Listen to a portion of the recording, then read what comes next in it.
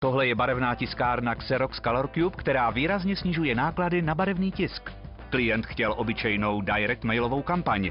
Nižší cena barevného tisku umožňuje jeho širší využití. Proto jsme se rozhodli firmám zaslat direct mail v podobě originálního černobílého obrazu s motem Vracíme barvy do života. Ale kde vzít tolik obrazů?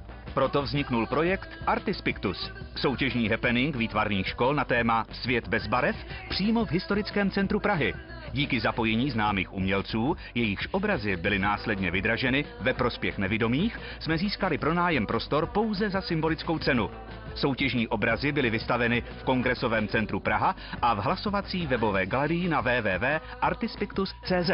Vytvořili jsme také logo k facebookové profilové fotce každého účastníka a interaktivní iPad aplikaci v rámci výstavy. Cílovou skupinu jsme oslovili 2 vlnami direct mailů, ve kterých Xerox představil své tiskárny a jako hlavní sponzor akce pozval na soutěžní happening, výstavu i závěrečnou charitativní dražbu.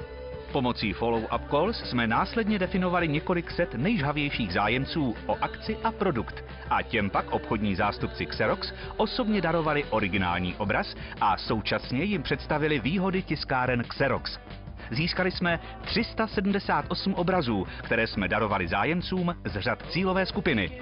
Získali jsme 412 000 korun pro charitativní účely a pozvedli tak image společnosti Xerox.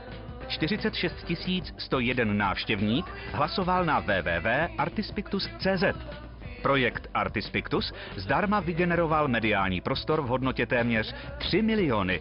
A zatímco běžné náklady na reklamní kampaň tohoto rozsahu by byly téměř 3,75 milionu, my jsme ji dokázali udělat za 625 000.